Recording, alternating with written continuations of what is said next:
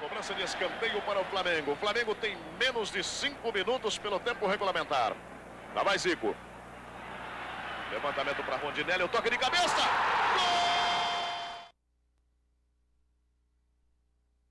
Carpegiani.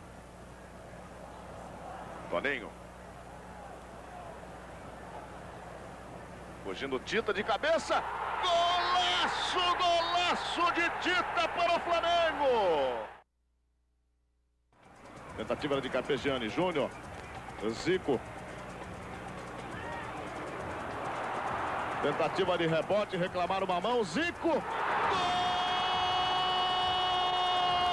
do Flamengo, mas hoje o Zico tá demais. Adiantando a bola para Zico, o Galinho de Quintino virou erradamente para a Napolina, ele na ponta direita para Humberto, recebeu, é perigo para o Flamengo, a Luiz Carlos de fora da grande área para a Napolina, tirou, gol! Gol do Serrano!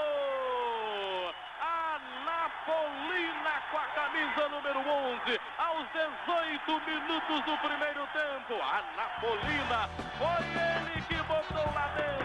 Serrano, a Napolina número 11, 0. Em 1980, o Flamengo partia para o inédito tetracampeonato. Havia sido tri com sobras, era um time que dominava o futebol no Rio de Janeiro, era uma bela equipe, comandada pelo Zico, tinha o Júnior, Leandro, Raul, enfim, craques, uma equipe extremamente técnica. É a melhor geração do Flamengo, né? O time que marcou mais que é a geração do Zico, né? O Flamengo colocou naquele time da escolinha, da Prata da Casa, 7 jogadores, né? E o Flamengo tem que ter cara. O Flamengo é o time que em 44 foi tricampeão com o Valido, Agustinho Valido, que era um argentino brasileiríssimo. Ele não jogava mais de um ano. Foi chamado pelo Flávio Costa, treinou 15 dias, entrou em campo gripado e meteu aquele gol de cabeça no Barqueta do Vasco, né? E o Flamengo foi campeão 1-0 na Gávea. Essa é a cara do Flamengo. É a cara do Flamengo de 55. Já morrido o Dr. Gilberto Ferreira Cardoso e o Flamengo foi tricampeão, colocando em campo um jogador como o Dida, que não jogava, ele era do aspirante na época.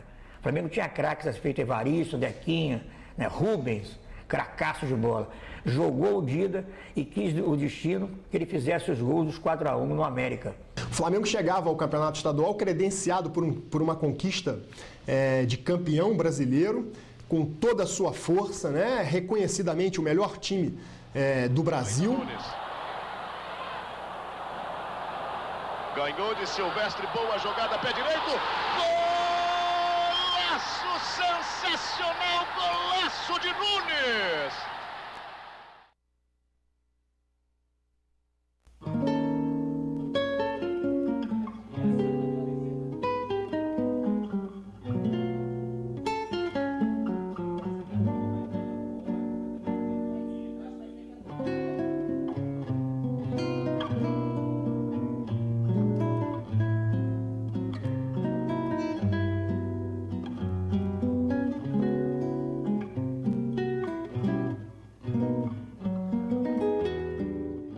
O Serrano, naquele ano de 1980, cumpria uma de suas melhores performances no campeonato estadual. Vinha com uma equipe muito bem formada, uma equipe que tinha uma excelente defesa, um excelente meio de campo e um ataque muito bom. O clube teve fez algumas boas partidas aí em 1980 no campeonato, a qual realmente no primeiro turno nós não tivemos muito bem. Estava sobre a orientação do Barreto, né, o técnico Barreto. Depois no segundo turno teve me parece que foi o Quintanilha que entrou e teve uma modificação técnica, a qual o nosso time passou a ter uma produção melhor tecnicamente, né, e em conjunto também, né.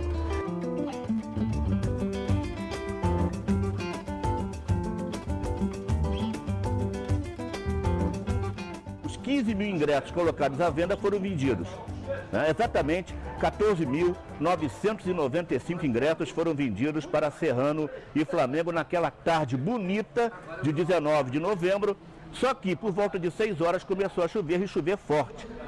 Durante o jogo, durante a realização da partida, o campo se encontrava escorregadio e lameado. O estádio estava completamente lotado.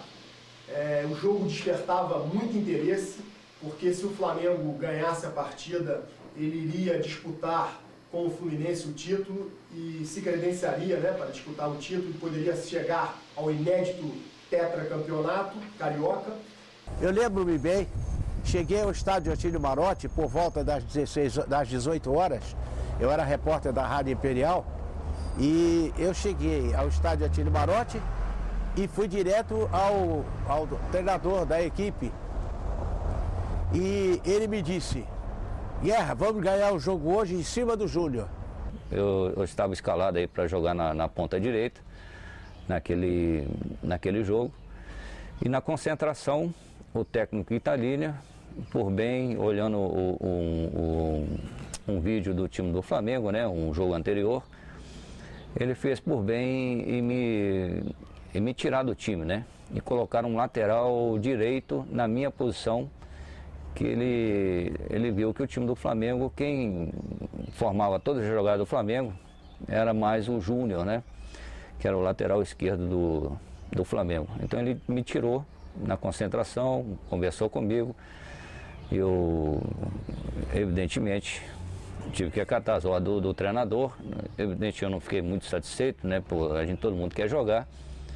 Mas por bem do grupo eu me afastei, né? E fiquei afastado da escalação. Ele escalou um lateral direito na minha posição, na ponta direita, para marcar o Júnior, qual eu acho que foi o segredo da vitória sobre o Flamengo naquele jogo.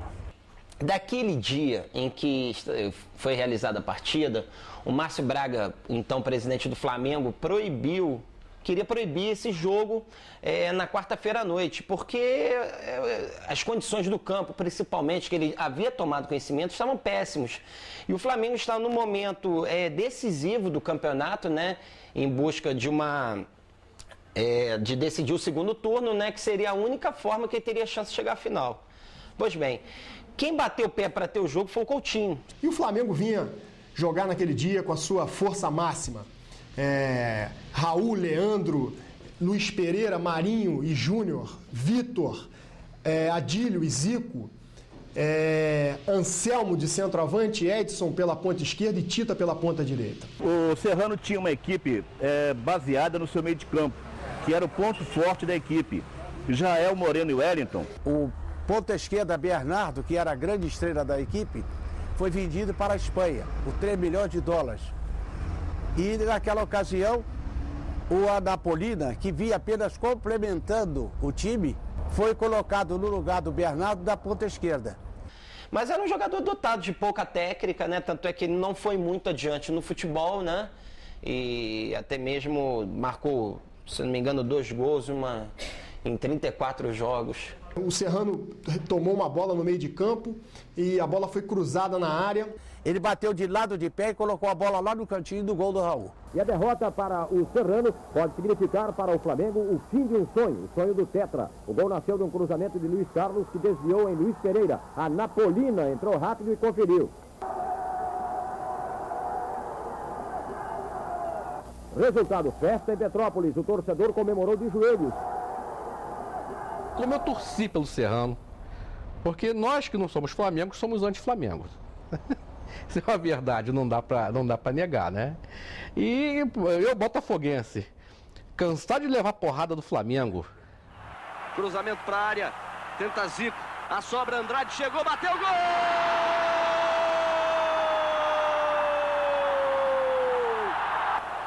6-0 Flamengo em cima do Botafogo. Tava cansado, de saco cheio de levar porrada do Flamengo. O Zico, eu odiava o Zico.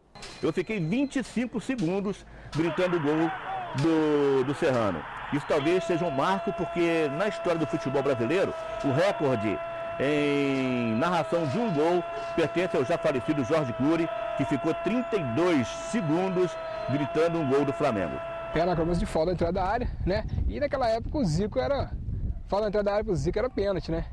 E ele colocou a bola, a torcida do Flamengo já estava comemorando. Quando ele bateu a falta, que ele tocou na bola, que bateu na falta, a torcida do Flamengo já estava comemorando, tá, o gol. E a bola foi batida nesse ângulo aqui, ó, quase aqui na gaveta aqui, ó.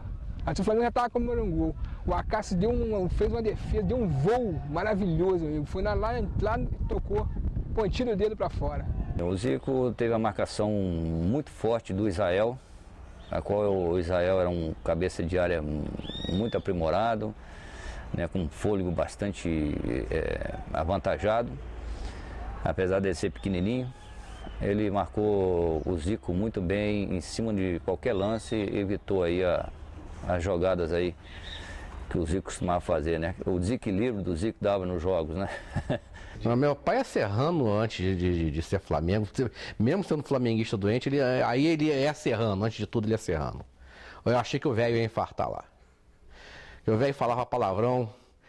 O narrador daqui era o nosso amigo saudoso Alcides Carnevale. O Alcides teve que tampar o microfone, porque meu pai estava perto dele. O Alcides teve que tampar o microfone e dar um esporro no velho, porque ele estava falando palavrão demais ali, que eu achei que o pai ia infartar ali. Depois, no final do jogo, o Anapolina deu uma arrancada, mas ele saiu correndo. Falei, puta, vai entrar outro. Mas ele não teve mais gás. O Anapolina não teve gás para terminar. O Flamengo estava do outro lado de lá, né? Estava no lado de lá. E aconteceu o seguinte, quando já finalzinho já do jogo, já tinha passado mais de 40 minutos, a torcida do Flamengo veio para trás do gol aqui do Acácio.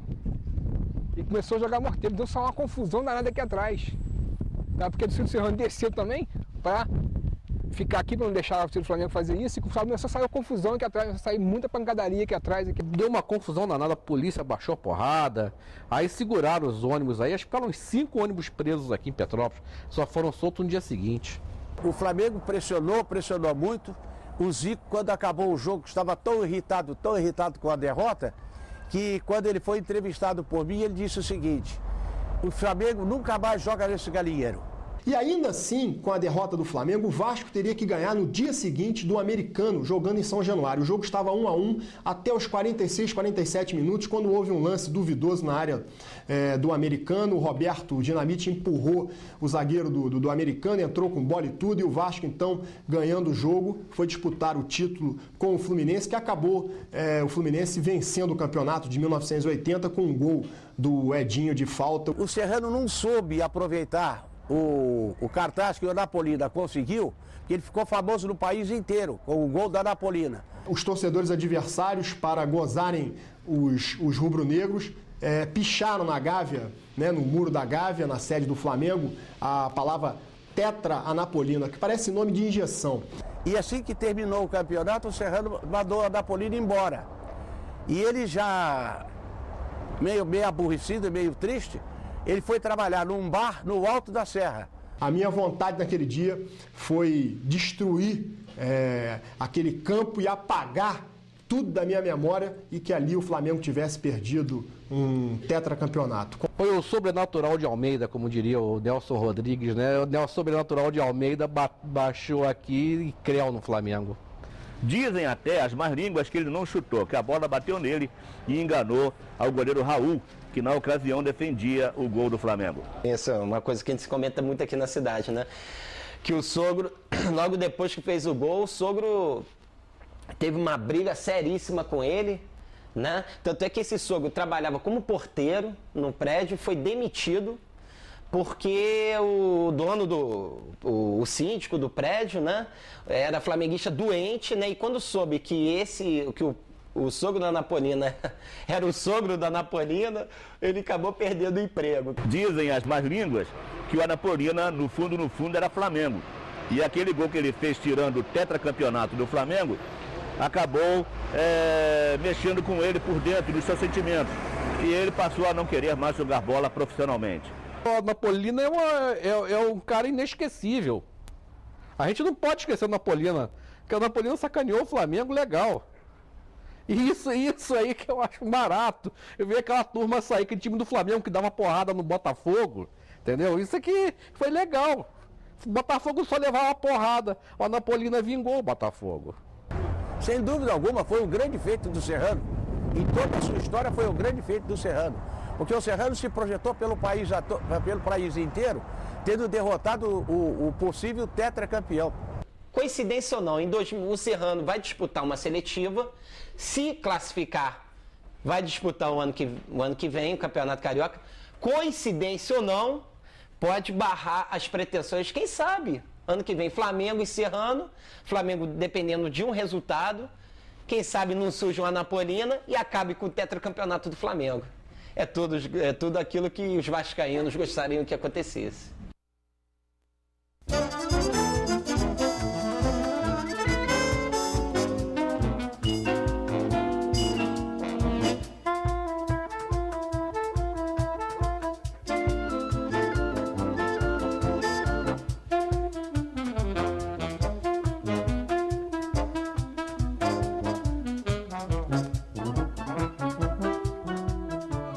Eu nasci em Cotegipe, é um distrito aqui de Matias Barbosa. Comecei a jogar bola com chuteira, a primeira chuteira que eu calcei, eu tinha até uns 8 anos, meu pai me deu uma chuteirinha baratinha, encheu meu pé de calo. Eu tive já mais esporte clube Cotegipe. Aí depois eu mudei aqui para Matias, aí joguei em quase todos os times daqui. Depois joguei no Juvenil do Esporte.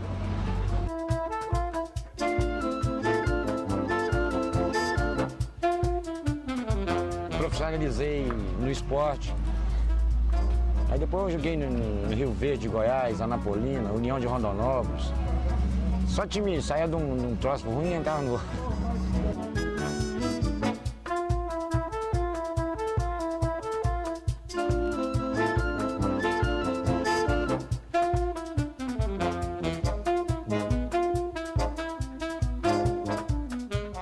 Aí na época eu conheci uma menina de Petrópolis, estava namorando, o pessoal dela era daqui.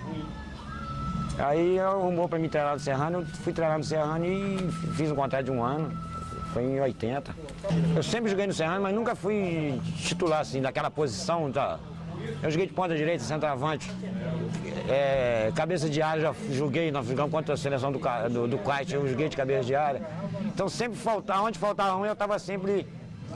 E nesse dia foi Luiz Carlos Quintanilha, que era o treinador, arrumou um esquema para não deixar, nós jogamos com 2 laterais esquerdos, jogou com Cândido e Humberto. 2 laterais esquerdos para não deixar o Leandro apoiar. E nesse esquema eu entrei de ponta esquerda, que o ponta esquerda era o Oswaldo. Mas não estava bem fisicamente, aí no coletivo lá pronto, eu arrumei uma correria danada lá e queria contra o Flamengo, né, dentro de casa, né, queria jogar e na hora de escalação eu não sabia se era eu que ia jogar, ele me escalou. O Zico adiantou a bola, eu estava fechando pelo meio e ele adiantou a bola, eu tomei. O campo estava escorregadinho pra caramba, ele adiantou a bola, eu tomei a bola, toquei no Luiz Carlos, que era o centroavante, nossa, pela direita. Ele, no bico da grande área, ele foi chutar pra gol. O certo, ele foi chutar pra gol. A bola pegou mal no pé dele e saiu. Eu toquei pra ele e saí correndo em direção ao gol. Ele foi chutar a bola, pegou mal no pé dele e a bola saiu cruzada. E quando ela saiu cruzada, a defesa do Flamengo estava saindo, eu vim e a bola escorregando, eu peguei de primeira. Quer dizer, foi um erro dele e deu certo a jogada, entendeu? Aí dei sorte que a bola pegou bem no pé mas eu era Flamengo, sou Flamengo, mas lá dentro não tem jeito, né? Sou Flamengo, mas sou eu primeiro. Primeiro eu, na época eu ainda falei, primeiro eu, depois o samba, né? Mas o lance do gol não foi de canela não, pegou no peito do pé e pegou bem. Quando eu fiz o gol eu vibrei e tudo, mas não sabia que ia dar esse gol. A gente nunca esperava do Serrano terminar o jogo 1-0 e com um gol que eu fiz, pô. Então, se eu faço um e o Acácio não pegasse do jeito que ele pegou, nós pedíamos de 4-1, 3-1, ninguém falava no gol. Nós conseguimos sair dentro do vestiário para ir embora para casa, eram as 2 horas da manhã, porque esses caras quebraram o carro, fizeram uma quebradeira geral. Tinha aquela gozação, né, que meu pai mandou embora de casa, que era flamenguista, mas não, isso é tudo... Agora eu sofri depois, após o gol, eu sofri pressão, muita pressão. Em São José do Rio Preto eu parei para tomar uma cerveja, foi em 82. Tomar na lanchonete, você conhece São José do Rio Preto, passa por dentro ali, tem uma lanchonete lá, Eu parei, tava tomando uma cerveja, os caras não sabiam que era eu. Aí começou a comentar do Flamengo, aí ele falou, aquele é o Napolino, aquele não tem mãe, né? E aqui tem que morrer, tem que bater na cara. E eu assim do lado. Eu paguei a cerveja, entrei no carro. Rapaz, falou, sério mesmo. Fui ver Flamengo e Serrano no ano seguinte. O Flamengo empatou de 1-1 no ano seguinte. O Serrano estava ganhando de 1-0, acho que, se não me engano, o Zico empatou de 1-1. Eles me descobriram na arquibancada, eu tive que esconder dentro do carro. Eu disputei o Campeonato Carioca com o Serrano e parei. No profissionalismo eu não mexi mais. Eu tentei em 84, tentei voltar pro Rio Verde, mas aí eu tinha feito reversão de categoria, tinha que esperar um ano, sei lá, que a lei tinha mudado. Aí eu como amador, não quis ficar e encerrei mesmo.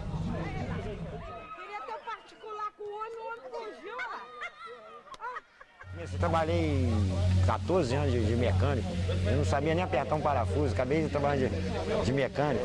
E hoje eu estou aí trabalhando, puxando leite da fazenda. E não tá ruim não. A gente não pode, se a gente esquentar, dar infarte, pira. Enquanto eu estiver vivo, isso vai ser lembrado. Agora, depois de morto, eu não faço muita questão de lembrar de mim, não. Meu amigo, eu quero ir no banheiro, pô.